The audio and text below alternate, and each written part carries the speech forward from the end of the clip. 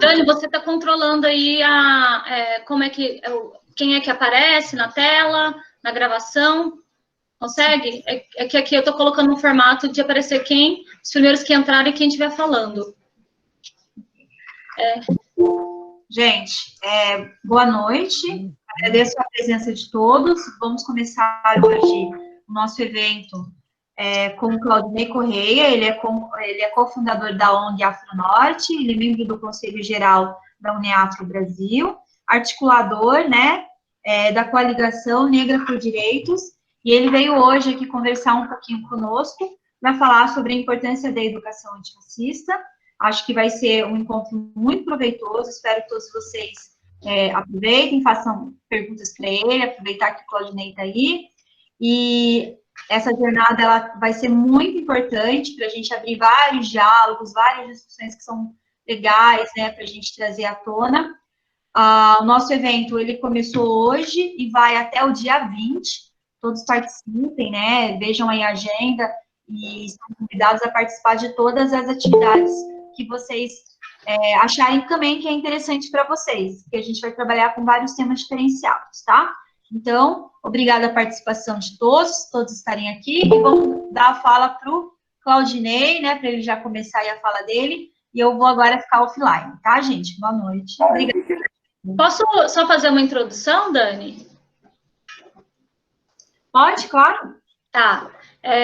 Que eu tinha preparado aqui, né, mais ou menos um cronograma para a gente iniciar a nossa...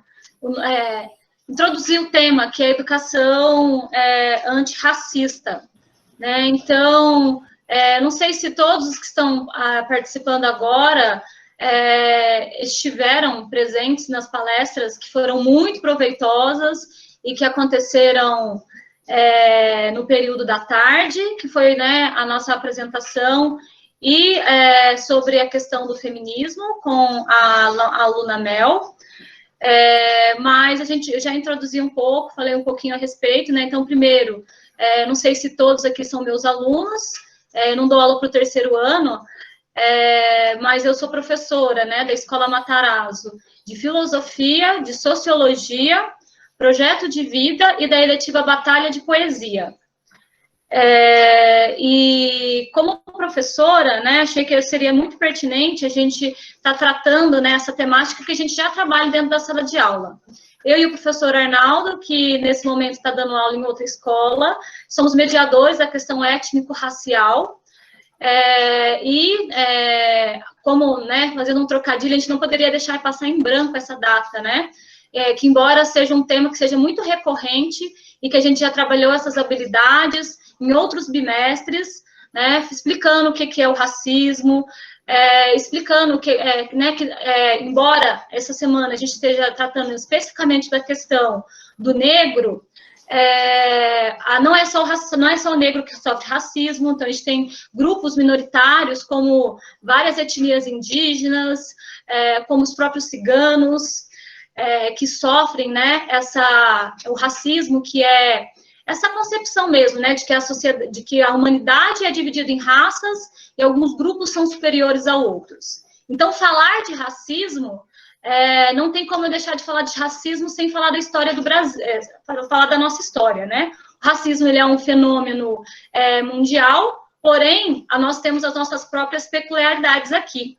E como a gente já comentou e alguns alunos já têm conhecimento, ninguém nasce racista, torna-se racista, né? Como que a gente é ensinado a ser racista? Né? Como que nosso histórico, né, a gente aprendeu a ser racista? Então, a gente vê que esse racismo, ele é estrutural, né, em diferentes períodos históricos, a gente tem uma legislação, inclusive, que vai legitimar essa diferença entre a humanidade, né, entre os seres humanos, em que alguns poderiam ter acesso a alguns bens e outros não. E aí que o nosso convidado hoje, né, ele é uma pessoa muito importante na luta contra o racismo aqui em São José dos Campos. né? Ele é um dos cofundadores do Uniafro, né? Que é um cursinho popular, destinado principalmente à população negra, né? Mas também aos pobres brancos periféricos. Eu queria começar com uma pergunta, com uma provocação, que eu acho que vai ter muita coisa a ser comentada. Primeiramente, queria agradecer, né, a sua disponibilidade. O Claudinei já é meu parceiro, a gente já fez outros trabalhos em outros lugares, e ele desenvolve um trabalho muito lindo, né, muito afetivo, muito amoroso e muito empoderador para a juventude aqui de São José dos Campos. Claudinei, o que você pode falar? O que seria uma educação racista? E como podemos trabalhar uma educação antirracista? Primeiramente, eu quero dar boa noite a todos os alunos, especialmente às alunas, à direção da escola, aos professores, à equipe que cuida do ambiente escolar de todos os níveis.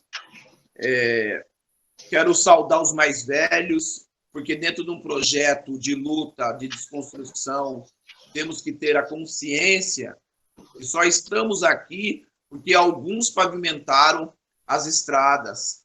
Então, é uma continuidade, né? Quero saudar todos os meus colegas, as minhas companheiras do dia a dia, da Uniafro Brasil e também da Afro Norte, associação que celebra 16 anos agora nesse mês, a Afro Norte.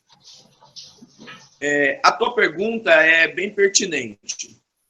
Na verdade, para a gente começar a dialogar sobre a questão da educação antirracista, nós precisamos pautar o passado. Nós temos que dizer, primeiramente, que toda a estrutura vivida dentro do ambiente escolar na sociedade brasileira, ela é resultado de pesquisas europeias. Ela tem um olhar eurocentrista. E isto é uma prática comum. Nós também precisamos dizer aos nossos alunos que existiam leis que proibiam o negro de estudar, né? O Brasil celebrou vários atos, e aí nós podemos dizer da lei de 1824, quando se inicia de forma organizada dentro do Império a luta pela tão sonhada liberdade legal. O Brasil, a primeira lei que fez foi proibir a população escravizadas da época de estudar. Então, todo esse déficit que nós vivemos em tempos atuais é resultado de um projeto político construído pelo branco europeu. Então, para a gente pensar em discutir uma educação antirracista, nós precisamos assumir, eu digo nós enquanto Estado brasileiro, que foi toda uma construção de dominância, onde o homem branco ele não queria abrir mão dos seus privilégios. E isso até os dias atuais. Acredito que existem alguns pontos que precisamos colocar em tese. Se você partir da lógica que o Brasil ficou de 1824 até 1888 para você ter uma legislação, entre aspas, dita de liberdade, no caso a Lei Áurea, nós tivemos aí praticamente 64 anos de uma batalha legal no Império.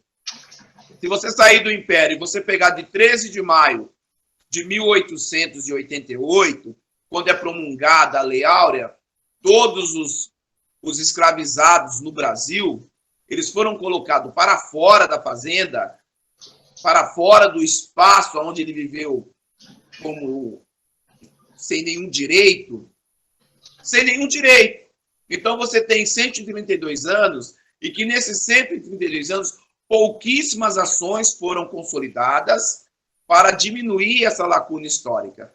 E aí nós vamos entrar, já pulando essa etapa, que eu tenho certeza que os professores dessa escola já ensinou isso para os alunos, né? Nós vamos chegar, nós temos uma ideia muito nova no Brasil de uma luta antirracista, objetiva. depois do acordo, do Tratado de Durban de 2001, que o Brasil começa a discutir, a dialogar políticas efetivas para a equidade dessa desigualdade provocada pelos mais de 350 anos de escravidão. E aí nós tivemos recentemente, pós esse período, a primeira Conferência da Educação, que foi no ano de 2005 e 2006, a primeira Conferência da Educação que se pauta dentro do Estado a obrigatoriedade e a necessidade de você começar a estudar o continente berço da humanidade. Porque o continente berço da humanidade é o continente africano. A primeira universidade do mundo nasce no continente africano. E essas informações, elas começam a vir para o Brasil há apenas 20 anos. Então, isso precisa ser dito. Nós precisamos dizer para os nossos alunos, que serão os futuros professores, os futuros gestores, que durante mais de 3 séculos e meio, o homem negro, a mulher negra não teve espaço dentro da ideia de coordenação na estrutura brasileira.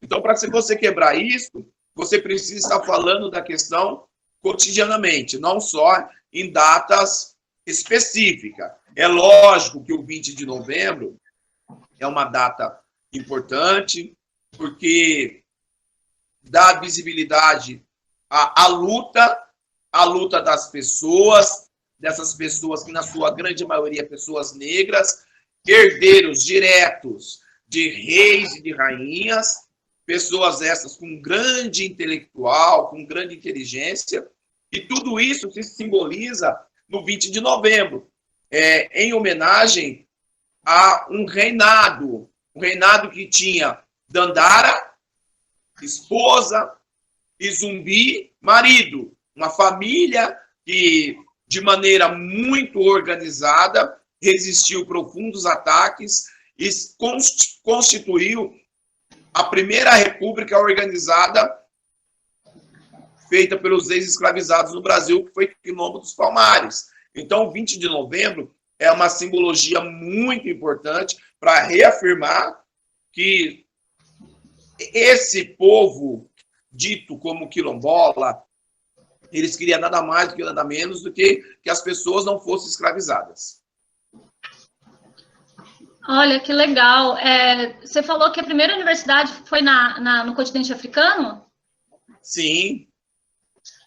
É engraçado, né, que a gente muitas vezes só tem a concepção, aquela visão estereotipada, né? Primeiro que a gente fala como se a África fosse um país e não um continente com muitos países e com muitas etnias, que falam diferentes línguas e que têm diferentes religiões, que têm diferentes costumes. Esses dias, né, eu dou aula, embora a minha formação seja sociologia, eu dou aula de filosofia também, e eu parei para pensar por que se a África, né, é um continente com tanta riqueza, inclusive é o continente de onde se data os primeiros resquícios arqueológicos de humanos, né?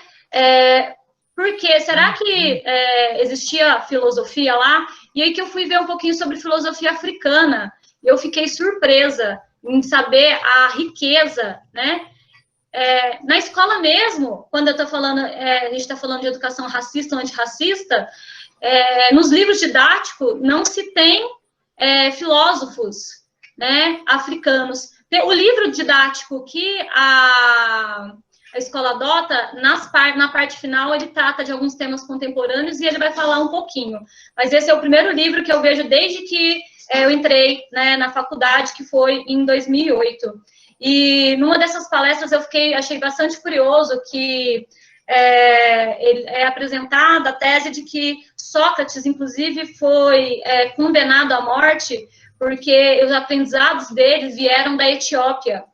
E, né, então, quando a gente está falando isso de educação, a gente está falando de cultura, né? Então, novos aprendizados e novos saberes são ameaças. E por isso que é tão difícil, né? Mesmo a lei tendo sido implementada, a obrigatoriedade, né, da lei 93, eu não me recordo o nome agora, mas que data de 2003. 10.339. Isso, justamente. A dificuldade que a gente tem de se implementar, né?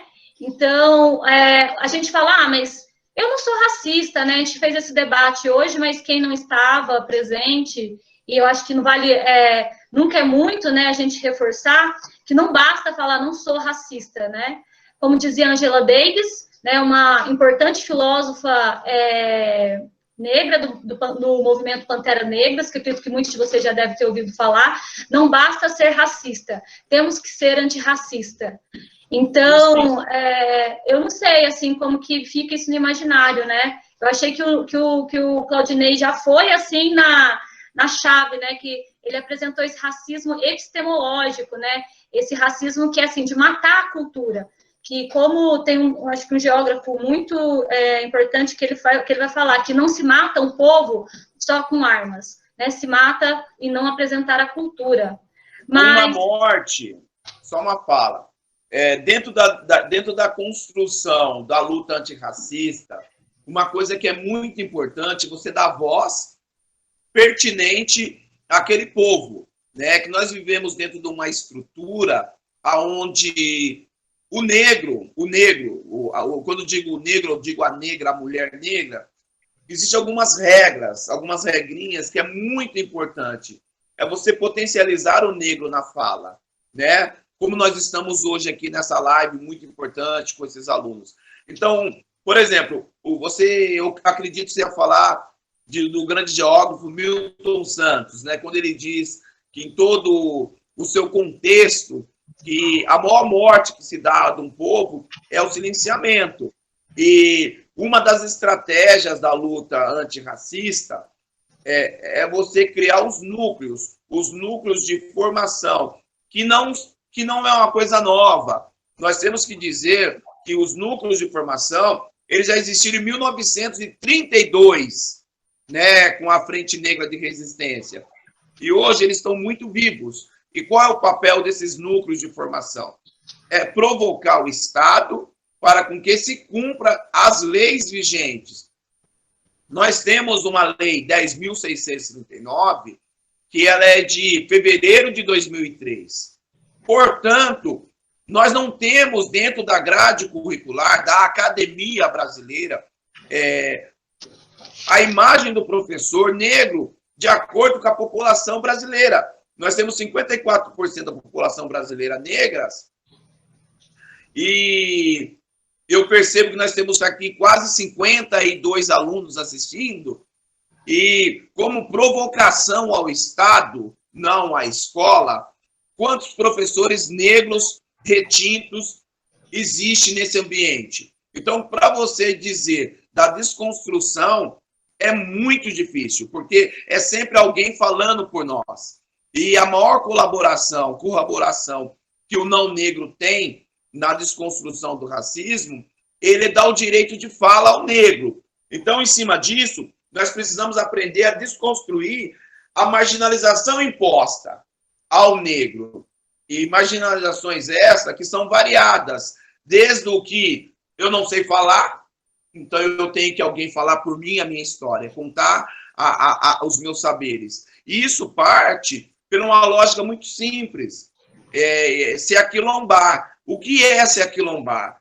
Se aquilombar é você viver dentro de uma lógica da sua quebrada, da sua comunidade, do seu bairro, do seu povoado, da sua vila. É você revigorar dentro de você o amor, você amar o outro mesmo na diferença e entender que muitas vezes aquela diferença foi imposta naquela pessoa e construir estratégia dentro do seu ambiente de convívio para você quebrar o racismo. Porque, como você disse, ninguém nasce racista. A sociedade forma o racismo.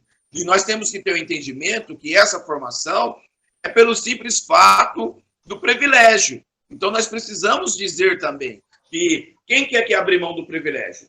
E nós tivemos momentos históricos em nosso país onde o negro estava na pirâmide da fama. E aí, quando você tem a visibilidade, você desconstrói isso. Nós podemos pegar como referência e falar para todos os alunos que estão assistindo que antes de existir a televisão no Brasil, as maiores vozes do Brasil eram de pessoas negras, cantores, porque você só tinha a voz, você tinha um rádio.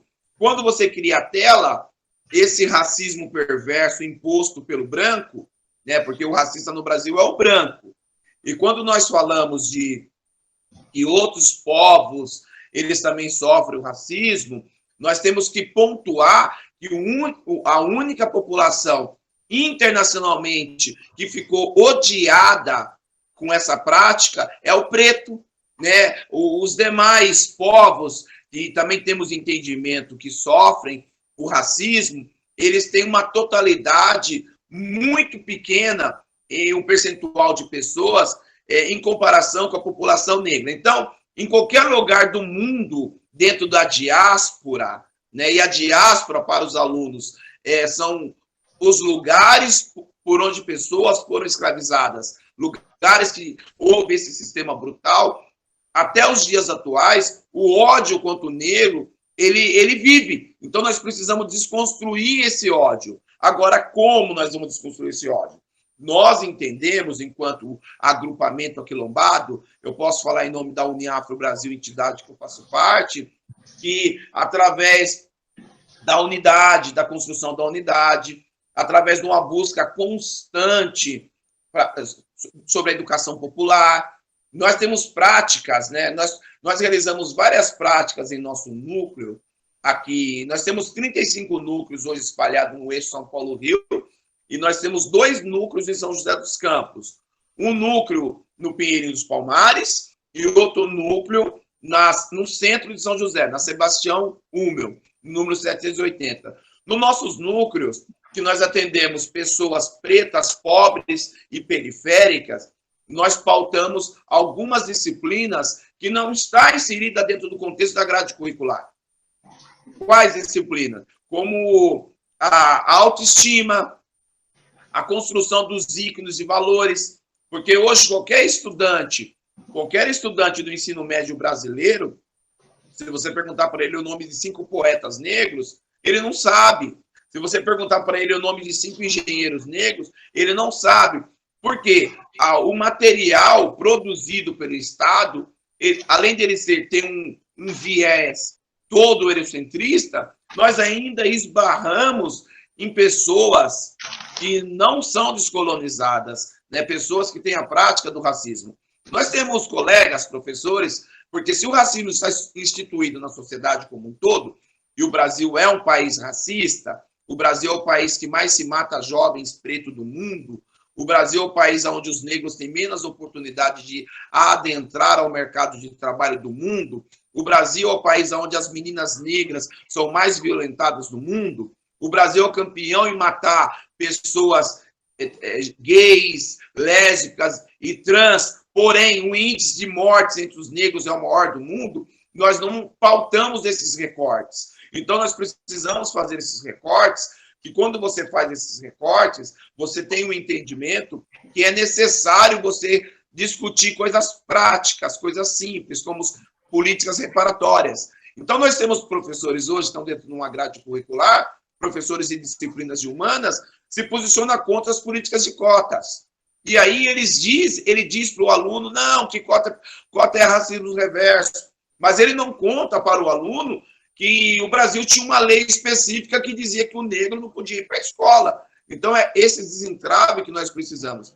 Agora, é importante também, dentro dessa construção do auto-amor, você também passear pela valorização de um público específico, que é a mulher negra, que durante todo o período do processo de escravidão desse país, foi a mulher que sustentou esse país em todos os aspectos, né? Nós não temos relatos nenhum livro prova a presença de mais do que 1.000 mulheres brancas durante 1554 até 1888 no Brasil. Então, a pergunta é, quem é a mulher brasileira? A mulher brasileira. A mulher que ajudou a construir tudo no Brasil. É essa mulher negra. Então, a partir do momento que a mulher negra se movimenta, toda a sociedade se movimenta. Mas nós também não podemos deixar de dizer que se faz necessário uma construção coletiva. E quando se faz uma construção coletiva, nós não podemos tirar também o homem negro do cenário, né? Como se o homem negro fosse analisado com a mesma régua que se analisa o homem branco, que foi o opressor durante todo o conceito histórico. Isso precisa deixar muito bem enegrecido. Nós temos uma linguística... Perdão. Nós temos uma linguística, um vocabulário coloquial, que ele é todo produzido em cima de palavras racistas, né? Nós, enquanto seres, eu digo a coordenadora, a professora Poliana, os alunos, o Ney, nós precisamos exercitar a desconstrução do racismo sutil, que é a fala, né? Quando você consegue fazer isso, você consegue entender e chegar no racismo agressivo, que é o genocídio, que é a ausência do mercado de trabalho. Claudinei, deixa eu compartilhar umas experiências que eu tive com esses lindos e com essas lindas.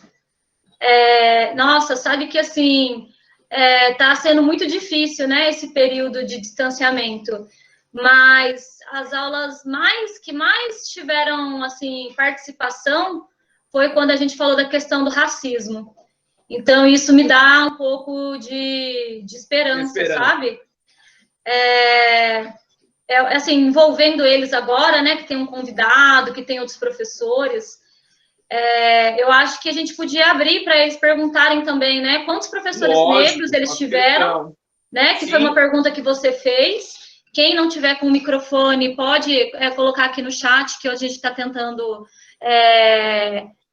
vai lendo, né, ou outras profissões, né, outros cargos. Se alguém já sofreu alguma experiência de racismo, né, ou se alguém, inclusive, teve, né, uma prática... Eu comentei à tarde, e eu acho que é muito pertinente. Estava lendo a Djamila, que é uma das maiores filósofas hoje, um manual antirracista, né? É o livro mais lido no Brasil, o livro mais vendido do Brasil, R$14,90, gente. Vamos lá incentivar aí também as escritoras negras. E aí que ela fala de uma pesquisa que é um pouco antiga, mas ela ainda está em voga em dia, que 89% dos brasileiros falavam que o Brasil era um país racista. E quando a pergunta era se a pessoa era racista, 90% dizia que não era racista. Então, quem são os racistas? Né? Depois também, né, conforme os alunos vão falando, a Luciana pediu para você, fez uma pergunta para você, Claudinei. Não sei se é para você ou se cabe para mim ou para qualquer outra pessoa também, né, que se sinta à vontade em falar. Afinal de contas, eles adoram debater. Se existe racismo só contra negro? Então, vamos lá. Primeiro eu quero dizer aqui que vários alunos, eu estou feliz, eu quero mandar um beijão no coração de todos os alunos, porque está pintando um monte de informações aqui, dizendo que só tive um professor negro, 2, 3, então é por aí, né? Então é colocar o dedo na ferida, sem rancor, né, para a gente buscar soluções, não é verdade? E potencializar as vozes. O racismo é uma ferramenta de opressão construída simplesmente como mecanismo do capital. Então, o racismo, ele é utilizado para as pessoas dominarem uma outra pessoa. Não existe racismo reverso. Uma minoria, assim, eu digo, dentro da visão da tecnologia do TI, tenta impor toda hora a ideia do racismo reverso. Não. O racismo quem sofre racismo é o negro. Né? O negro sofre racismo no Brasil, porque o racismo é uma prática utilizada para diminuir, para não dar aceitação a uma pessoa. Primeiramente, o que é o racismo? nós precisamos definir 3 tópicos. O que é racismo? O que é preconceito? O que é discriminação? Então, vamos lá. Preconceito, o nome já diz, corta, pré, antecipa. É quando você não conhece e você não aceita. Então, é o preconceito. O racismo é quando você conhece e você potencializa o ódio pelo simples diferenciação. O tipo, cor de pele, estereotipo, tipo de cabelo. E a discriminação é quando você veda, quando você proíbe essa pessoa de participar de algo. Então, é impossível existir o racismo reverso. Mais perguntas? Tem bastante informação aqui, né? Eu só tive 1, tive 2, e é isso, né? Se 54% da população brasileira é negra, por que a gente tem tão pouco professor, né, que é negro? Estava lendo, né, que fala que... É uma pergunta? Por que somente um grupo tem o direito de saber, o domínio do saber, né? Porque saber, a gente sabe, os conhecimentos são amplos. Então, aqui respondendo você, por que só um grupo, né? Porque historicamente não foi feita a política da recompensa. E aí eu quero dizer diretamente para os alunos. Meninas e meninos maravilhosos da Escola Matarazzo, é isso? Isso. A Escola Matarazzo é maravilhosa, é uma escola de luta, uma escola que tem um histórico de professores, diretores e colaboradores maravilhosos, uma comunidade muito rica. Então, quero dizer, o que tem que ser feito é dizer para esses estudantes, hoje serão os futuros professores, que quando acabou a escravidão no Brasil, em 1888, o preto brasileiro não teve direito a nada, né? Nada, nem R$1. Não foi dado nem um tostão de réis de indenização. Então, muitos deles foram obrigados a ficar nas fazendas mesmo, e aí há todo um histórico, pesquisa, que nasce, né? Os primeiros trabalhadores sem direitos, que foram os povos escravizados, e era muita gente. Na época, de acordo com pesquisa, era quase 80% da população brasileira. Então, essa população não teve direitos adquiridos. Em compensação aos estudantes, em 1890, olha, estudantes, que interessante, 1 ano e meio depois que se fez a Lei Áurea, o Império Brasileiro, aí já era a República Brasileira, né? Ela vai e ela traz pessoas da Europa para o Brasil, dando terra, salário, comida, documento e estrutura. E todo aquele contingente de pessoas que ficaram praticamente mais de 350 anos sendo escravizados, não tiveram direito a nada. Essa é a história brasileira. Então, por isso que nós temos esse abismo social, os estudantes do Matarazzo. E isso tem que ser contado dentro de uma perspectiva de elevação da estima, para o aluno enxergar e falar, poxa, se eles chegaram até aqui, é porque eles são inteligentes. Então, essa história não é contada de forma direta dentro do material produzido pela formação brasileira. Bom, também... Não, esse material não é produzido. A pesquisa brasileira, ela é toda centralizada na Grécia, né? Ela não fala da Etiópia. E isto não é uma coisa nova, é uma coisa antiga. Mesmo com a Lei 10.639, nós sabemos que é superficialmente colocado de maneira prática nas escolas. Para você ter ideia, assim, eu ajudei a construir um documentário que chama Da Cor do Brasil, que foi um documentário feito em 2004, onde todas as escolas brasileiras, após a primeira conferência de educação, recebeu um kit com 5 CDs, né, para com que todos os alunos aprendessem. Nós estamos falando de 2004, nós estamos em 2020. Foram raríssimas as escolas que colocaram em prática esse hábito de você desconstruir o racismo estrutural. Porque depende muito do interesse pessoal. Se você tem uma escola onde você não tem primeiro o professor preto para contar a sua realidade, a narrativa do negro é sempre contada por uma professora ou um professor branco. Aí você começa a ter os conflitos representatividade, né? O grande papel legal do branco na desconstrução do racismo é quando ele potencializa a voz do negro. Aí, quando ele fala, não, é aquele ditado, como um homem querendo falar das dores da mulher, né? Não é meu lugar de fala. Se não é meu lugar de fala, eu preciso apenas ouvir. Então, e nós não temos isso dentro de uma estrutura educacional, porque o ambiente de comando das escolas, os próprios alunos do Matarazzo estão respondendo.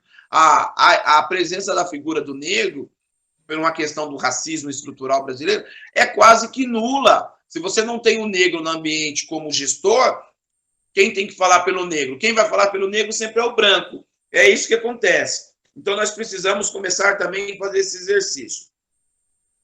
A Mel, né, ela fez uma pergunta interessante. Então, os escravos continuaram sendo escravizados mesmo após a Lei Áurea? Eles tiveram que continuar lá porque não tinham condições? É isso? Mel, o que nós temos que dizer que, primeiro, nós temos que pautar algumas datas históricas, né, que a escola brasileira não ensina, porque não há o interesse de ensinar. Primeiro, nós temos que voltar em 1695, né? E nós estamos numa região muito importante. Em 1695, quando o pessoal aqui do Vale do Paraíba, viu, Mel? Os bandeirantes que foram até Palmares, lá em Alagoas, na época Pernambuco, hoje na Serra da Barriga, eram todos do Vale do Paraíba. Eles moravam aqui do lado, em Taubaté. Então, olha que região que nós estamos no Brasil, né? Nós estamos numa região que produziu os bandeirantes, que foram os grandes carnificidas da história brasileira. Então, eles foram até lá destruir Palmares, né? Mataram o Zumbi, Dandara se suicidou porque ela preferiu se suicidar do que voltar a ser escrava. Porém, olha que debate que nós vamos abrir agora. Em 12 de outubro de 1717, ou seja, 20 anos depois, surge uma imagem de uma santa negra no Brasil. Aí nós estamos entrando na questão da fé. O Brasil estava pegando fogo, porque tinham matado a grande referência de resistência, que era Zumbi dos Palmares. Né? Dandara, que era a grande referência mulher, tinha se matado. E aí, Portugal organiza, né, com um acordo de Roma, uma santidade negra brasileira, porque a santa no Brasil é negra. E aí nós vamos perguntar, qual o interesse? Era para acalmar os escravizados, os rebelados, ou era de fato um milagre? Aí as pessoas têm várias vertentes de pensamento. Agora, sobre a pergunta da Mel, quando você chega em 1888, Mel, em 13 de maio de 1888, e o Brasil, através de muitos levantes, que não foi uma bondade de Princesa Isabel, isso nós temos que deixar muito, muito registrado nessa fala, que nós tivemos várias manifestações, várias rebeliões, né? Rebeliões essas que não são contadas explicitamente nos materiais históricos brasileiros. É muito superficial você ter o estudo de como se chegou ao 13 de maio. O negro brasileiro, muitos negros são deixados no seu ambiente de trabalho, porque alguns brancos, com o fim, né? Nós temos que dizer que com o fim da escravidão oficial, muitos brancos foram fazer outras coisas, e aí esses negros ficaram à deriva, sem estrutura, sem salário, sem direito ao trabalho. Mas em 1888, é muito bom a gente também deixar registrado, em 1888 é bem, porque eu estava lendo o que ela escreveu, é muito bom você deixar registrado que foi um período onde existia uma minoria só de negros em cativeiro, porque nós tínhamos já grandes levantes e quilombos. Então, na verdade, a Lei Áurea ela teve um duplo sentido. Ela estagnou o direito do negro se rebelar e ela abriu brecha juridicamente para que a República Brasileira trouxesse brancos para cá com qualidade de vida. Agora, uma pergunta que eu vou falar para os alunos, porque eles são todos inteligentes, e essa juventude é muito inteligente. Quem sabia mexer com a terra? Que o preto ficou de 1554 até 1888, como escravizado lidando com a terra. Agora, o que era mais óbvio para o Brasil naquela época?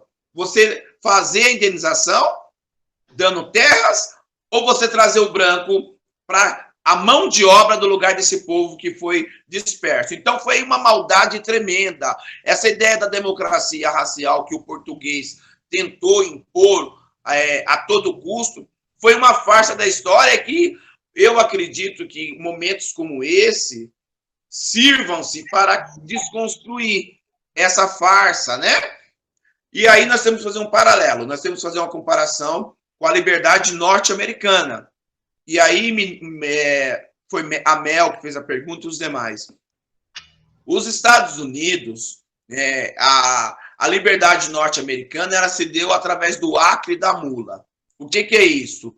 O negro norte-americano, ele teve direito ao acre, que é a terra, e a mula, que era o animal para se trabalhar essa terra. Então, mesmo ele sendo, olha, gente, alunos, olha que dados importantes. Mesmo o negro norte-americano sendo apenas 13% da população norte-americana, com essas duas políticas afirmativas que foram feitas nos Estados Unidos no processo de conquista de liberdade, ele conseguiu avançar economicamente, o que não acontece conosco até os dias de hoje. Se você pegar como moeda atual, a renda per capita do negro norte-americano, que é apenas 13%, é 3 vezes superior a toda a população brasileira junto. Isso aí é um exemplo de como o sistema, a Lei Áurea foi perversa à população brasileira. Sabe uma coisa que eu estava pensando aqui que é muito legal, e a Dani vai ter, inclusive, uma palestra em relação a isso, a questão da representatividade, né? A Mel comentou aqui, nossa, eu sempre fui ensinada que a princesa Isabel que teve compaixão dos escravos, né? E olha só o genocídio que a gente faz aí, né? Quando a gente, por exemplo, só colocado a ideia de miséria, de pobreza. Gente, a Copa do Mundo de 8 anos atrás, não sei, 12 anos, estou um pouco perdida, foi na África do Sul, é um país que, embora seja o país mais desigual do mundo, tem muita riqueza. A matemática, né, ali a gente está falando do palco da matemática. Esse povo não é escravo, foi escravizado porque tinha um grande conhecimento, um grande domínio da tecnologia, né? Então, a própria maneira como se deu, né, a escravatura, de dividir os povos, né, que falavam diferentes línguas, que tinham diferentes religiões, né? Então, foi tudo muito arquitetado. E aí que esse genocídio, ele acontece de várias maneiras, né? Inclusive, os alunos comentaram muito, e assim, você falando agora dos Estados Unidos, uma coisa que o mundo inteiro parou, né, né, ficou assim chocado, foi o caso do George Floyd, né, que ocasionou mobilizações no mundo inteiro, mas às vezes a gente não como eu posso dizer, a gente não vê que às vezes o nosso vizinho, ele está sendo ali alguém que, de alguma maneira, um talento perdido por falta de oportunidade. Ou então uma voz silenciada pela própria polícia, né? A gente não pode deixar também aqui silenciar, que sem querer falar diretamente, né, dessa profissão que exige muito respeito, que inclusive sofre demais, mas assim, no Brasil, ainda hoje, quando a Mel fala, mas mesmo depois da Lei Áurea, os negros continuaram sendo escravizados, né? Então, muita coisa a gente acha que existe algumas servidões modernas aí, né? Mas o capitão do mato ainda, às vezes, é a polícia, né? A cada 10 jovens mortos, 9 são negros. Então Poliana, são números assustadores, né? Então, Poliana, a questão que você colocou como capitão do mato, né? Essa reprodução dessas falas, enquanto educação antirracista, nós temos que ter um certo entendimento, porque a literatura brasileira coloca como se o grande algoz da história fosse o próprio negro, e não é verdade. Nós entendemos que o ser humano negro que fez o desserviço, ele fez o desserviço financiado pelo branco europeu. Então, o grande arquiteto da escravidão foi o homem branco, não foi o homem negro, né? O serviçal negro que não concorda com a nossa linha de pensamento, e aí você pensa dentro de uma lógica muito óbvia, ele também é vítima do processo. Quando a gente fala de uma educação antirracista, você falou o que eu quero passar para os alunos e até sirva para alguns professores. Dentro das nossas falas, nós reproduzimos o estereotipo. Eu não tenho como medir com a mesma régua o capataz e o dono da fazenda. Eu tenho que dizer que quem mandava matar era o dono da fazenda. E se o capataz não buscasse, ele seria morto e colocaria um outro no seu lugar. Ele também era serviçal. Então, é isso que a diferença da educação popular, né, dos cursinhos fazem. Nós vamos profundamente, mas muito profundo, nos porquês dos porquês, né? E isso é importante, a gente dar voz, né? Você falou da questão do capitão do mato, né? É muito prático, né? É muito prático de todos. Isso é uma leitura simplória, a gente fazer o apontamento sempre do negro para com o negro errado. E nós precisamos ter entendimento. Nós temos hoje um presidente que ele é o chefe da nação. Então, todas as estruturas que estão sobre o guarda-chuva do presidente não toma nenhuma ação sem que o presidente saiba. Então, é muito fácil. Hoje eu vejo isso, professores e colegas que estão na vibe da luta classista, né?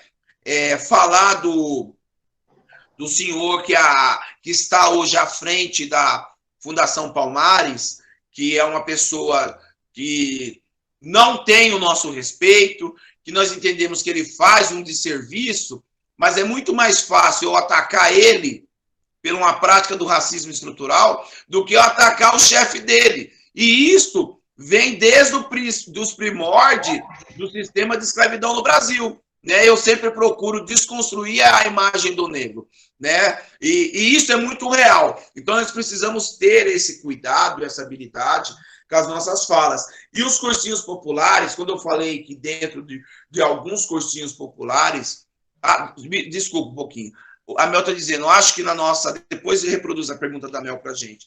Dentro dos nossos cursinhos populares, eu quero convidar todos os alunos a vir nos conhecer. Né? Nós estamos online agora, mas nós estamos numa plataforma que nós temos 2.500 alunos. Nós temos a seguinte disciplina, nós aprendemos sobre a questão da educação popular brasileira.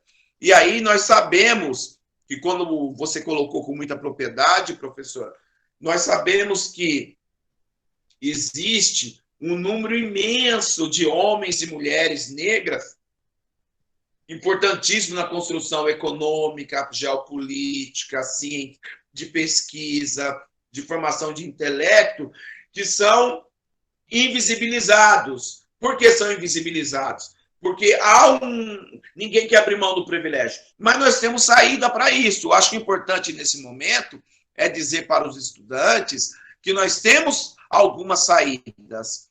E saídas muito simples. E é isso que a educação popular tenta mostrar. Recentemente, eu acho que eu me expressei, eu errei aqui na palavra. É que eu só não estou falando de você, não. Como a gente está falando de um racismo e que ele é estrutural, a gente está falando que pessoas que sofrem violência reproduzem violência. Então, esse próprio policial que às vezes é mal remunerado, tem um tratamento, né? Ele não é não é disso que eu estou falando, não. Ele acaba fazendo isso.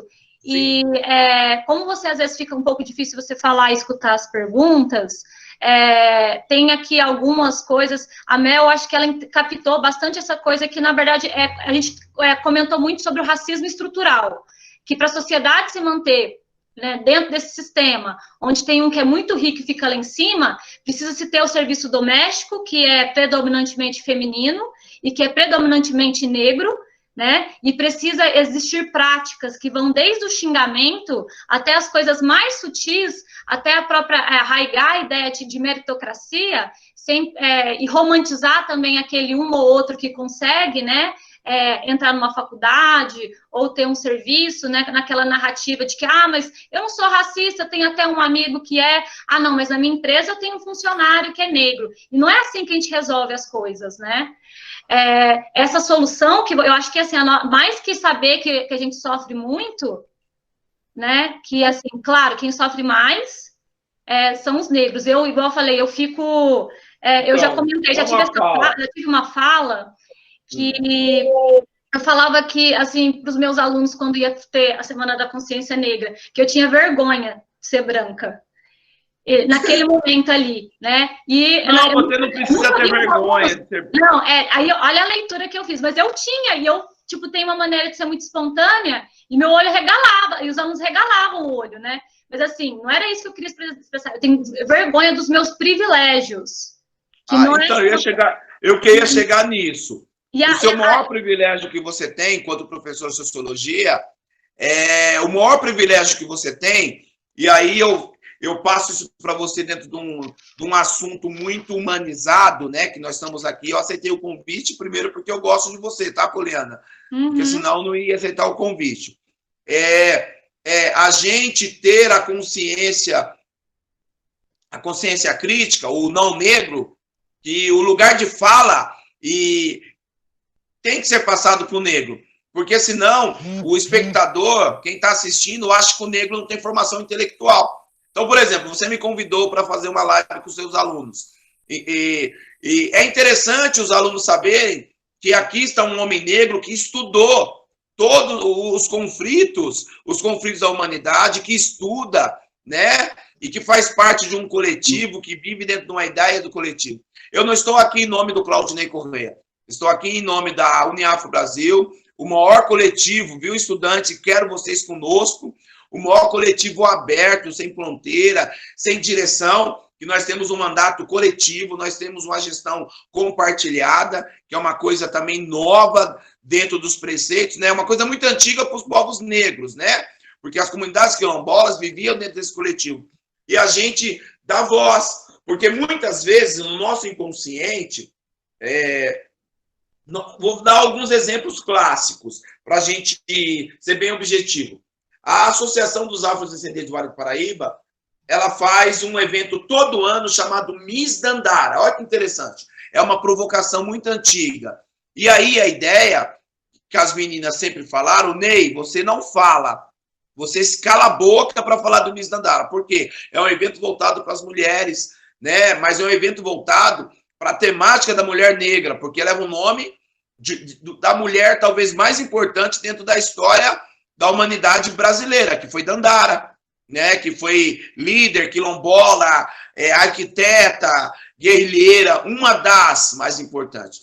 E aí dentro do Miss Dandara, toda a temática, ela chama para visibilidade e para construção de novas lideranças mulheres pretas. Então, não tem por que o homem falar do Miss Dandara. Nós temos um outro evento em São José que chama Prêmio Maria Figureira. Por que Maria Figureira? Né? Porque Maria Vieira, que ganha o apelido estudante joseense, estudante São José dos Campos, em nossa cidade, morou uma senhora que nasceu em 1910. Olha que interessante. Em 1910, essa senhora nasceu, né? Essa senhora viveu em São José dos Campos até 2006. 1904 ela nasceu. Ela viveu até 2006 em São José. Essa senhora chamava Maria Vieira. Essa senhora, ela construiu toda a produção artística do Vale do Paraíba. Essa senhora é autora intelectuais de várias artes do barro, de pavões, de revoadas, o pavão, que é símbolo da Fundação Cassiano Ricardo.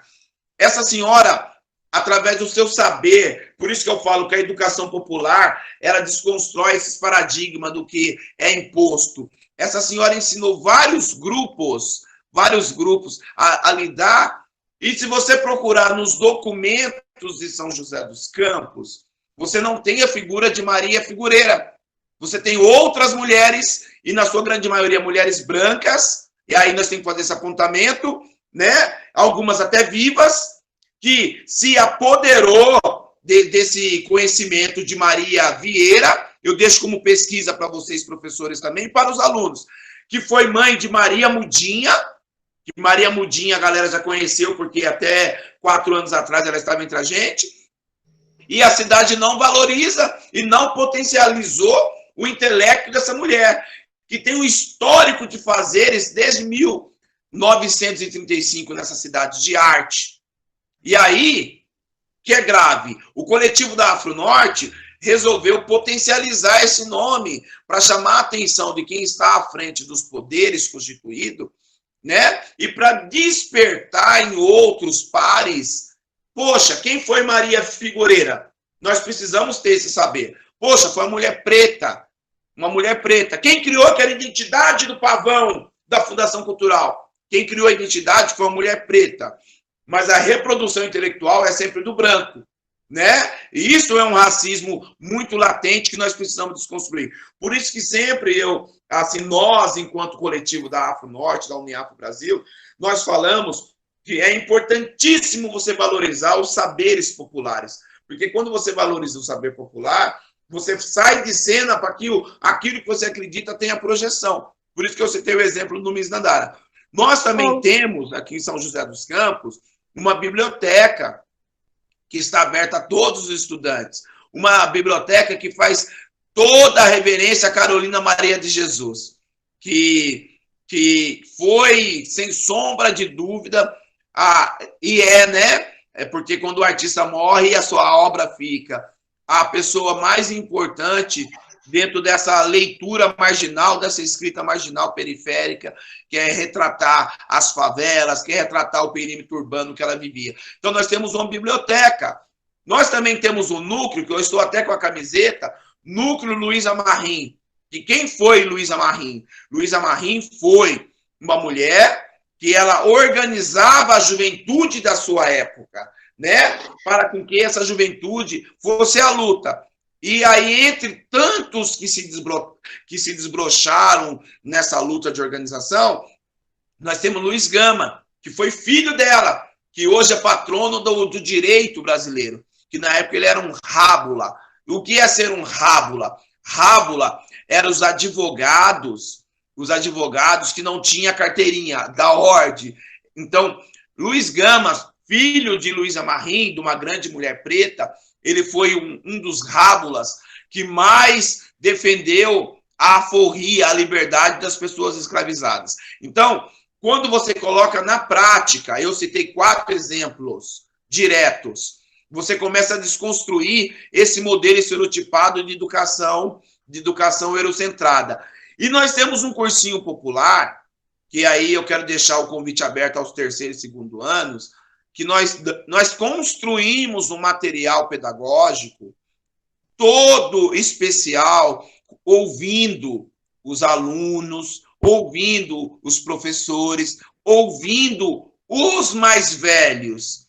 Porque dentro de uma cultura africana, e aí quando a gente fala da palavra da cultura africana, eu estou falando das nações onde os povos foram sequestrados, né? Dentro da nação de Jeje, de Banto, de Urubá, de Nagô, dentro dessas nações, o respeito ao mais velho é fundamental. Então, todo o material de trabalho do cursinho da Uniafro Brasil foi produzido coletivamente.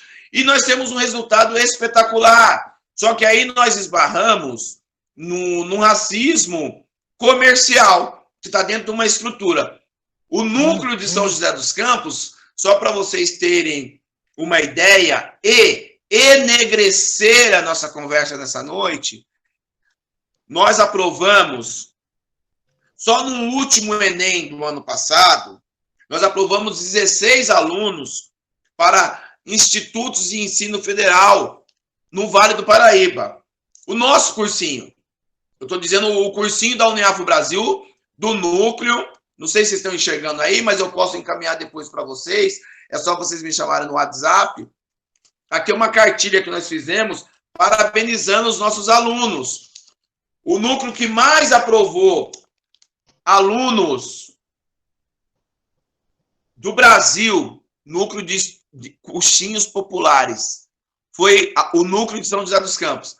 Mas nós não tivemos nenhum bus door, nós não tivemos nenhum outdoor, porque nós aprovamos, na sua grande maioria esmagadora, jovens, pretos, pobres e periféricos, pessoas descolonizadas. O que é descolonizar? É você ter muito cuidado quando você entra no ambiente acadêmico. Porque quando você entra no ambiente acadêmico, você está entrando no ambiente branco. A academia brasileira é um ambiente branco. Tudo que está hoje imposto dentro da formação brasileira foi feito para o filho do rico. E, historicamente, o filho do rico no Brasil sempre foi o branco. Houve uma curva, uma curva, e aí nós não podemos radicalizar em 100%, que 30% da população pobre brasileira são brancos, mas não era para ser, era para ser 100% negros. Então, hoje, nós vivemos em uma periferia que nós temos aí, em alguns lugares, de 17% a 29% de brancos pobres.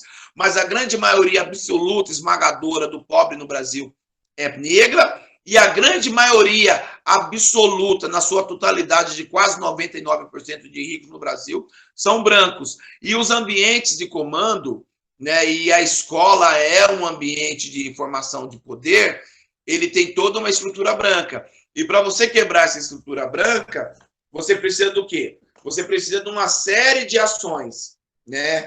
Nós estamos dizendo quebrar, não quebrar a escola, quebrar a estrutura. Você precisa de momentos tão importantes como esse de hoje, que eu mais uma vez reitero e parabenizo a direção da escola, a professora Poliana, que eu tenho muito amor, e os alunos que estão participando.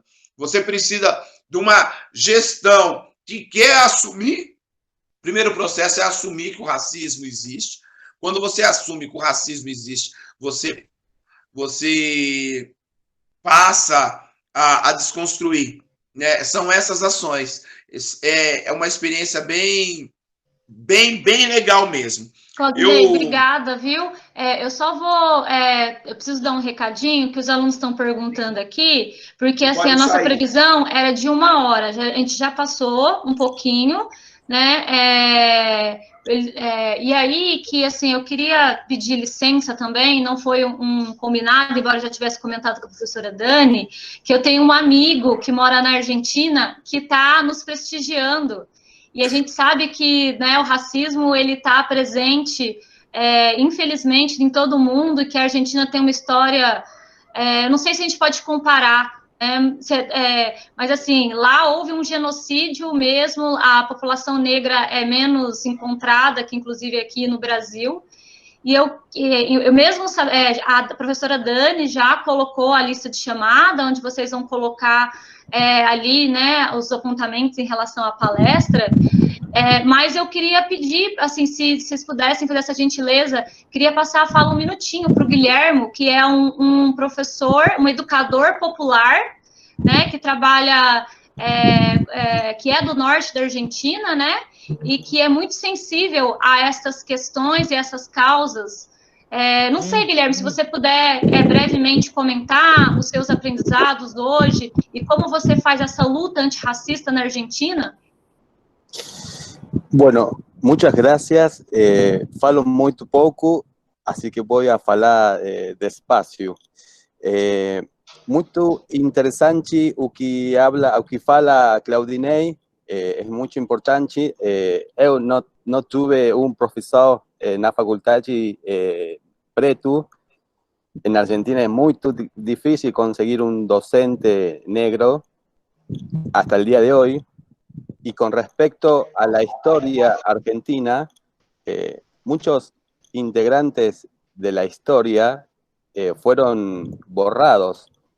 Hace muy poco, hace 20 años atrás, 2000, empezó a surgir la figura de una mujer que combatió en 1800 en la Argentina, una historia muy importante y nunca figuró en ningún libro.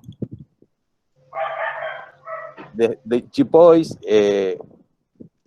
soldados de color preto que dieron su vida por Argentina y la independencia, tampoco fueron reconocidos en la historia de la educación argentina. Eso hasta el día de hoy está pasando. Nosotros como docentes y historiadores tenemos que difundir a toda la sociedad en que estas cosas pasan hasta el día de hoy en todos los países. Argentina tiene muy poca población de negros. La mayoría fue exterminada en 1800 y la mayoría del poder argentino está concentrado en la ciudad de Buenos Aires. Y en Buenos Aires tiene mucha colonización europea. Entonces, yo que soy argentino del interior, do Jujuy, o límite de Bolivia, no soy argentino porque no tengo a piel branca. El racismo en Capital Federal, Buenos Aires, es muy fuerte hasta el día de hoy. Gracias a los movimientos feministas, donde están haciendo muchas fuerzas en la civilización argentina para la inclusión de las mujeres, eso está ayudando también a la población negra, ya sea hombres y mujeres, trans, lo que fuese, sean bienvenidos y que sean visibilizados. Espero que ustedes puedan comprender el portugués mío, que es muy mau, pero quise agradecer mucho a Poli pela invitación. Claudinei, mucha información muy importante. No sabía que el Brasil tiene más de la población, más de la mitad de la población preta, así que eso es muy interesante. Yo soy músico, trabajo en un proyecto de la sociedad con niñas jóvenes que tocan música, tocan un instrumento, una orquesta de músicos populares. Y soy muy gustoso de la música brasileira, entonces tengo muchos intérpretes de chipel negra, que en Argentina no tienen músicos negros tampoco. Por ejemplo, Milton Nascimento, son personas muy influenciables en mi vida y son gente de color negra que en Argentina no hay, o fueron exterminadas y son muy pocas las que hay. Eso es lo que quería decir. Agradezco el espacio y me tengo que ir a otra reunión, así que queria despedir-me. Obrigada, Guilhermo. Olha que riqueza esse momento que a gente teve, né, de compreender de diferentes pontos de vista, de diferentes territorialidades. O assunto é muito complexo, acho que ele mexe muito, né, com as pessoas, e eu, como uma mulher, né, que na palestra sobre o feminismo, que foi... que a Mel deu, né, foi protagonizada por uma aluna, eu me senti à vontade em falar sobre a questão feminina. Mas eu, como um fenótipo branco, né, que por mais que tenha ancestralidade negra, eu não sofro racismo, as pessoas não olham de maneira desconfiada comigo, e aí que eu gosto muito de trabalhar com a epistemologia das palavras, né? E duas que, assim, dentro desses meus estudos, para preparar para essa palestra, que ficaram martelando o tempo todo, foi privilégio e responsabilidade. Então, quando eu falei que eu me sentia, quando eu comentava com meus alunos que eu sentia vergonha de ser branca, e todo mundo arregalava os olhos, na verdade, eu queria dizer que eu tenho vergonha de ser privilegiada, porque eu tenho alguns direitos que muitos dos meus amigos não têm. Amigos, inclusive, que eu demorei muitos anos para fazer, porque os espaços que eu frequentava, por mais que eu seja uma mulher periférica, eram espaços predominantemente brancos. né? E aí que quando a frase que eu peguei aqui, eu até anotei aqui, que eu falei, gente, estou sentindo um pouco aliviada, né? Que não é uma questão de se sentir culpada. Isso quem fala é de Jamila Ribeiro, hoje uma das maiores filósofas do Brasil, do mundo, que tem um dos livros mais vendidos. Não se trata de se sentir culpado por ser branco. A questão é se responsabilizar. Diferente da culpa que leva à inércia, ou seja, a ficar parado, a responsabilidade leva à ação. Procurando saber sobre a epistemologia da palavra, privilégio vem do latim, né? Professora de português aqui, de repente, talvez ela faça esse trabalho também dentro da sala de aula, mas é que eu tenho essa curiosidade com as palavras e entender por que a gente age de uma determinada maneira e outra não. E o privilégio, ele vem de privus, que é privado, e lex, que é lei, né? Então, é a lei para poucos. Para a gente ter uma noção, são aposentadoria de político, eles podem trabalhar menos e ganham mais. E eu, como branca, tive muitos privilégios, né, alguns ancestrais também, em decorrência disso, e eu busco a responsabilidade. O que é a responsabilidade?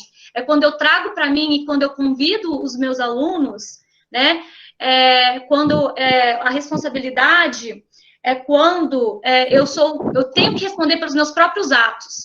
Responsabilidade vem de responder, que eu não quero mais viver nessa sociedade, que a gente não pode se silenciar, porque não basta não ser racista, como dizia Angela Davis, tem que ser antirracista. Infelizmente, eu luto para não ser racista, mas eu tenho todos os privilégios de uma mulher branca. Então, eu acho que passou da hora da gente fazer esses questionamentos, porque existem muitos talentos aí, né, que têm muito a contribuir para a sociedade. E o Guilherme, como um educador popular, faz o seu trabalho na Argentina, já veio para o Brasil algumas vezes, está super convidado, assim como o Ney, a participar do nosso sarau. Eu quero que você mostre um pouco aí desse seu talento, que, embora a gente tenha conversado, eu ainda nunca tive tocar, né? Obrigado. Que vai ser na sexta-feira, né, às 8 horas. Então, me perdi que eu estava falando. Estava falando sobre o privilégio. Então, assim, eu acho que a gente tem que trazer essa responsabilidade para nós, né? E entender os nossos privilégios e lutar por uma sociedade mais igualitária. E a gente faz isso quando a gente conhece. E como que a gente conhece? Estudando. E a Uniafro é um exemplo. A Uniafro é esse exemplo de responsabilidade social e de transformação social. E eu achei muito bacana quando você falou que existe uma coisa, Claudinei, que é trabalhar a questão da autoestima. Porque um dos problemas, inclusive para a gente luta na questão racial, é que as pessoas se reconheçam, né, dentro dessa questão cultural, racial, étnica, de múltiplas belezas, né, com a sua autoestima. Em cima disso que você falou, até porque já está passando o tempo, mas eu estou feliz, tem 40 alunos ainda privilegiados aí, eu digo do privilégio contemporâneo, né? Alunos interessados, né? Esses alunos vão ser os primeiros a passarem nas universidades públicas desse país, né? A gente tem que fazer esse corte também. Eu quero dizer para você que, sobre as suas falas, eu marquei 2 pontos aqui. Quero parabenizar o colega que é educador popular na Argentina, mas o Brasil ele foi colonizado pelos portugueses, né? E os portugueses foram os mais perversos e cruéis, porque eles mentiram a vida inteira, dizendo que eram bonzinhos, né? Eles criaram a falsa ideia da democracia racial. E aí, todo mundo acredita, mas na realidade, não. E dizer que o Brasil foi o país onde teve a maior... Olha, de todas as pessoas escravizadas no Brasil, 2/3 vieram no mundo, desculpa, de todas as pessoas escravizadas no mundo, 2/3 vieram só para o Brasil. O Brasil teve, e um certo período no processo de escravidão, 70% dos escravos, das pessoas escravizadas do mundo inteiro, estava só nos territórios brasileiros, sob a predominância de Portugal. E o Brasil hoje tem a maior concentração de negros fora da África. Né? Quando eu digo, só tem um lugar que tem mais negro do que o Brasil, é a Nigéria. Então, isso é muito importante. Então, tem essas diferenças de países, sabendo que houve todo um genocídio de extermínio na Argentina e em outros países também da América do Sul, né? E agora, é muito importante também dizer para você, já encerrando, para esses alunos que estão, que por mais que você trabalhe, certo, você não tem a visibilidade. E por que você não tem a visibilidade? Quando você é um gestor negro. Então, por exemplo, você falou da Uniafro, é fato, nesse período de Covid-19 aí, a Uniafro Brasil, nós distribuímos mais de 120 toneladas de alimentos. Sabe o que é isso? 120 toneladas de comida. Nós, nesse período que está todo mundo desempregado, que 79% de quem perdeu o emprego foram os pobres, pretos e periféricos, né? Que é a galera que estava na pirâmide social, fazendo as faxinas da vida, trabalhando com seus mascates. Nenhum veículo de imprensa aberta regional mostrou. Nós aprovamos no último Enem, só o núcleo de São José dos Campos, nós tivemos aprovação de 80% dos nossos alunos em universidades federais. Nenhuma televisão mostrou. Você está entendendo? Nós, nesse processo da Covid, a Uniafro, nós arrecadamos fundos, mais de 700 mil reais, para colocar crédito em celular do aluno pobre periférico que queira estudar nas nossas plataformas e outras plataformas. Nós criamos um programa 4G e que nenhuma televisão aberta mostrou. Coisas que nos levam a dizer que o racismo está aí sim, e a gente precisa dialogar. Nós criamos um programa que já existiu em 1932, de levar o médico na casa das pessoas. A Uniafro está levando o médico na favela, no CDHU Minha Casa Minha Vida, na periferia, para cuidar de pessoas que não têm como chegar até os hospitais. E nenhum veículo mostrou. Sabe por que não mostrou? Porque à frente do coletivo da Uniafro Brasil, na gestão, na formação do intelecto, na linha do poder político, do poder de ideias, tem pessoas pretas. Você entendeu? Então, você não pode potencializar.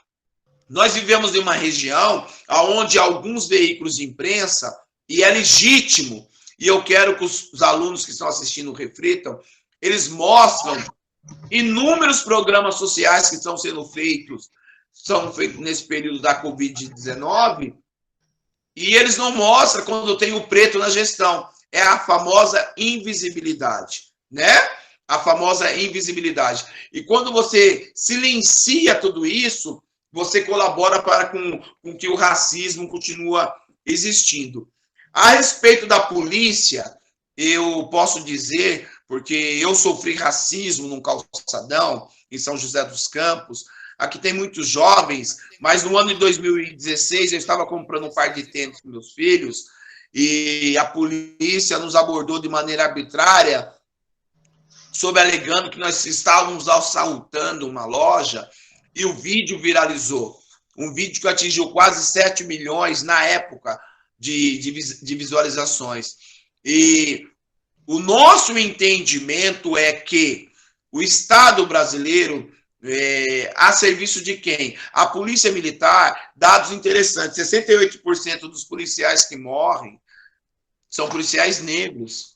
São dados esses atualizados ontem. Então, mesmo dentro das corporações, o racismo existe. O policial negro, quando ele está paisando, ele também é vítima do preconceito, porque nós não estamos falando do racismo, ele não pode ser visto como pontas individuais, ele tem que ser visto como um projeto político de poder, e que existe até os dias atuais, e isso que nós precisamos desconstruir. E só vamos desconstruir isso com muita educação, com muito diálogo, com muita troca, com as pessoas abrindo mão dos seus privilégios, que você, Poliana, deu um banho de sabedoria, que é a prática do privado, né?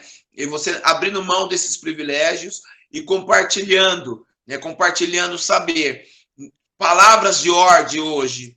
Empoderamento é uma palavra de ordem hoje que nós estamos vendo ela em todos os momentos. Mas, além do empoderamento, nós precisamos dar vida da vida real a outras palavras de ordem, como o apoderamento, que é o passo seguinte do empoderar. Não basta só ser empoderada, né? Nós vivemos hoje um movimento de jovens, né, principalmente as mulheres, que eu fico muito feliz que eu sou pai de duas mulheres que me ensinam muito.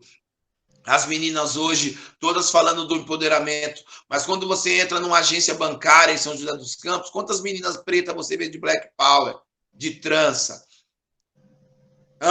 Quando você entra nos corredores do 7º andar de qualquer prefeitura, quantas meninas pretas retintas você vê trabalhando?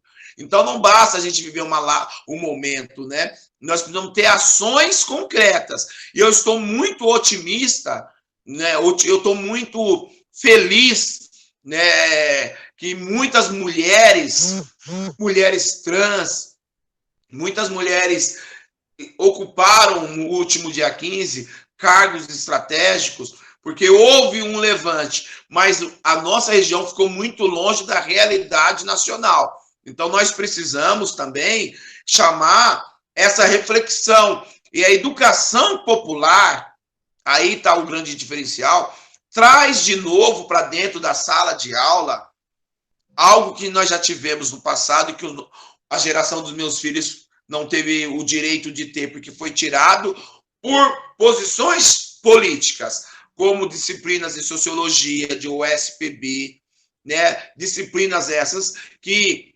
traziam o aluno para o pensar. Então, eu encerro aqui minhas falas convidando todos e todas e todex a estarem conosco junto da Uniafro Brasil. Qualquer um que está aqui pode participar conosco. Basta entrar na nossa página, que é a uniafrobrasil.org, uniafrobrasil.org, e dizer, eu quero participar do cursinho popular. Nós estamos com o nosso cursinho popular, hoje preparando nossos alunos para o Enem.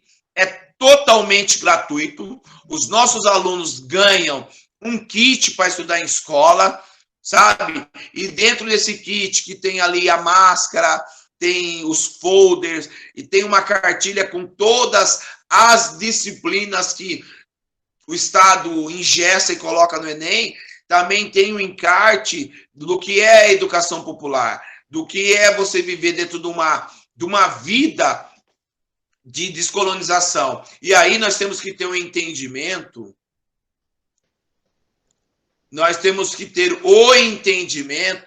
que o que tem que ser colocado hoje em prática, de fato, é o conceito Ubuntu. Quando você coloca o conceito Ubuntu em prática, você entende que eu só sou porque o outro tem que ser.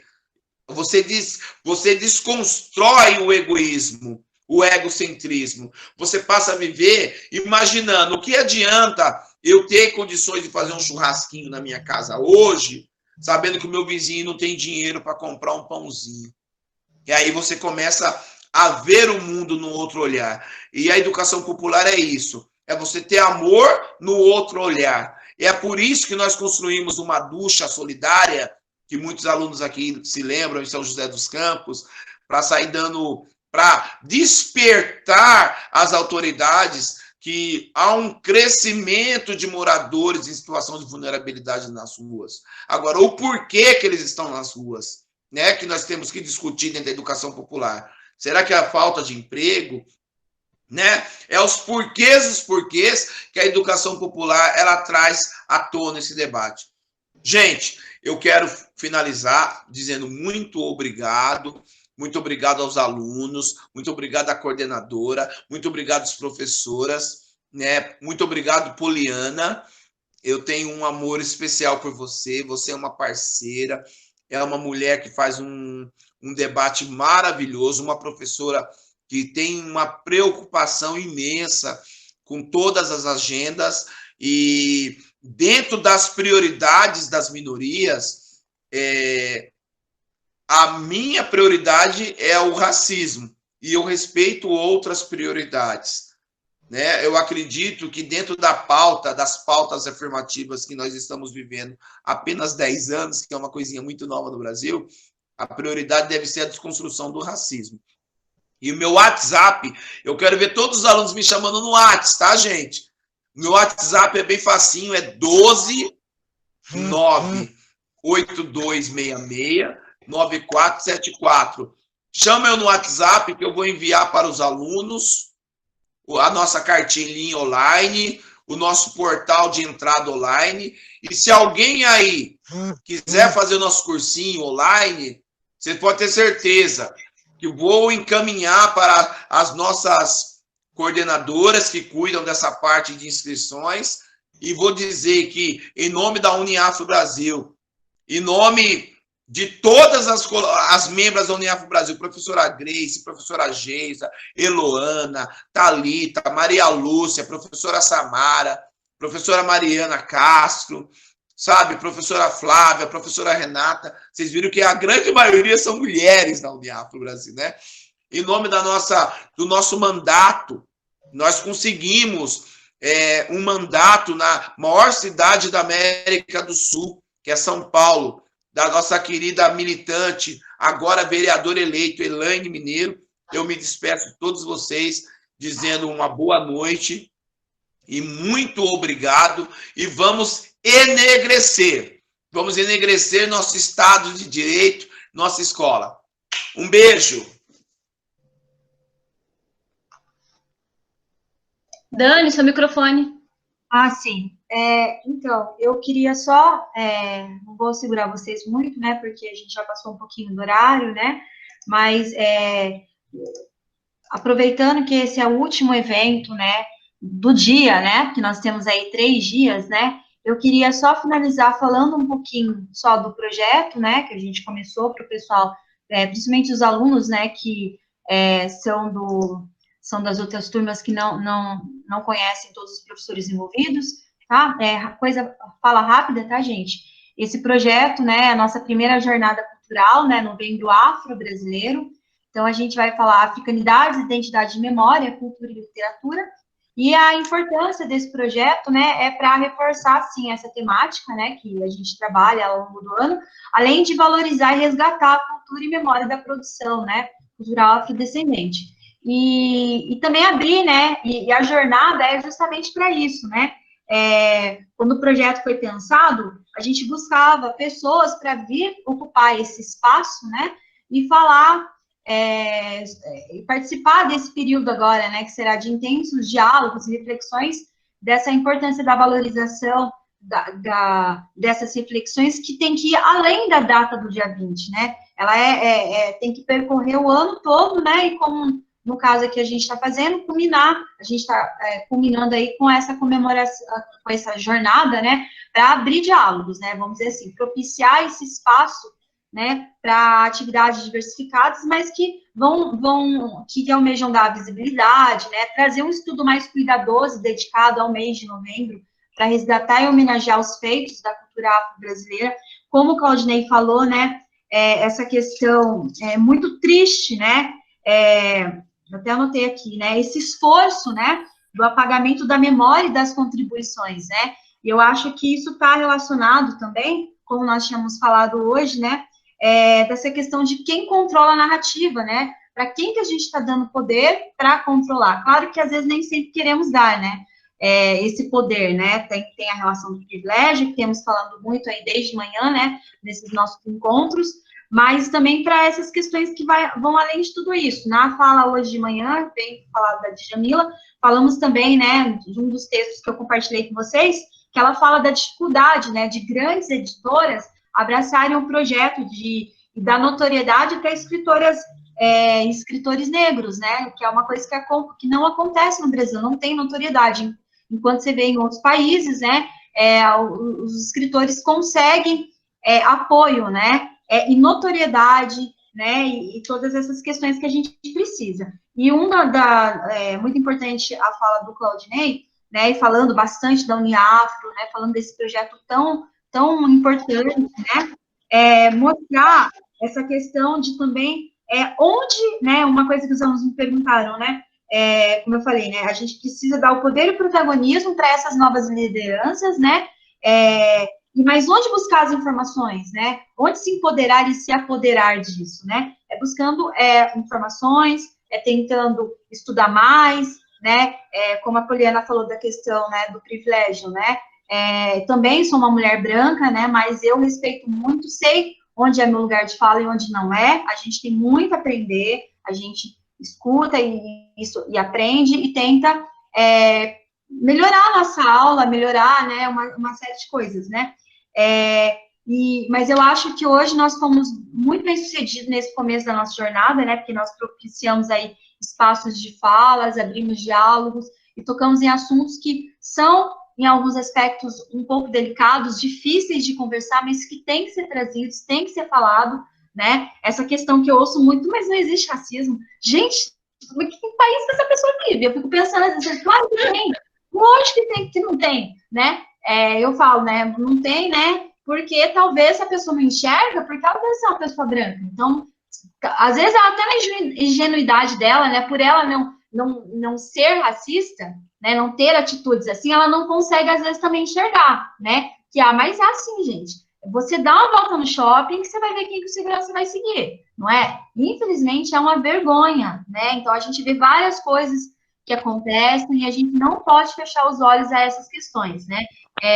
Eu não tenho... A minha ancestralidade é indígena, né? A gente não tem descendente na nossa ancestralidade direta, mas eu tenho agora um sobrinho, eu tenho meu cunhado que é negro, eu tenho meu sobrinho, né? E assim, já tão pequeno, hoje nós nos confrontamos, né, com algumas questões que até então eu não enxergava, né? Porque eu não vivenciava, mesmo eu sendo uma mulher branca, mas agora com o meu sobrinho, né? Estou compartilhando com vocês essa história, né, da minha família, mas a gente tem alguns enfrentamentos que estamos vivendo que a gente fica chocado. Cada dia é um choque novo, mas ele é importante para dar uma sacudida, a gente refletir e sair da nossa bolha, né? Porque muitas vezes aquele que é o privilegiado, realmente ele não enxerga o que está do lado, né?